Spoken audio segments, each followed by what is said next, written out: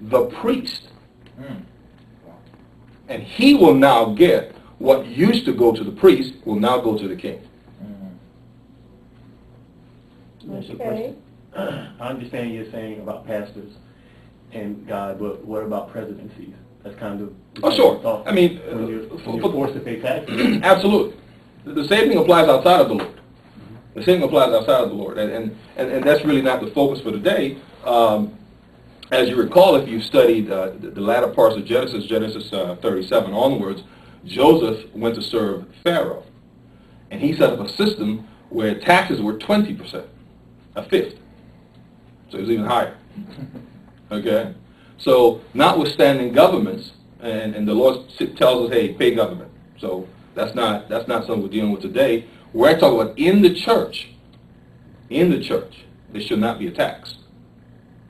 But there is. And it's called tithing. So here's this tax, we use a biblical word, tithing, to cover it up. But it shouldn't be. It's not God's will. Tithing was purely for the Old Testament and was purely for the Levitical priest. As a New Covenant Christian, tithing is no longer valid for us.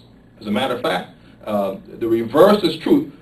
Many pastors who have the Spirit teach Malachi 3, which assumes you're in the law. Which assumes you're in the law. Okay, and it says, if you're in the law and you don't tithe, you will receive a curse. Okay, but pastors never put the first part. They don't say if you're under the law. They tell the second part to Christians, if you don't tithe, you will be cursed. Galatians 3, however, puts it in perspective. It says, if I'm a Christian under the new covenant, and I do any part of the law, I am now cursed for doing any part of the law. So when a Christian tithes, a Christian creates a curse for themselves. It's the actual opposite of what they're told. Even if the Christian is unknowing? It doesn't matter. It's automatic. The law of God is the law of God. Ignorance is not even... if you go and commit a crime in the state of Georgia, and you go before the judge, you say, well, I didn't know that was a crime. You're still going to be paid. Every attorney, when they go to school, learns ignorance is not an excuse. Ignorance is not an excuse in the world, and it's definitely not an excuse for the Lord. Okay? So understand, this spirit is operating in many pastors and will take a tenth of their earnings, which is called tithing. And they explain it by trying to read things out of the Old Testament. You cannot support tithing in the New Testament. There's no way to support it under the New Covenant, because they got to eradicate it. You got to eradicate it. Now, let me pause and tell you, there's so much to talk about this spirit, we will not be able to cover it all today.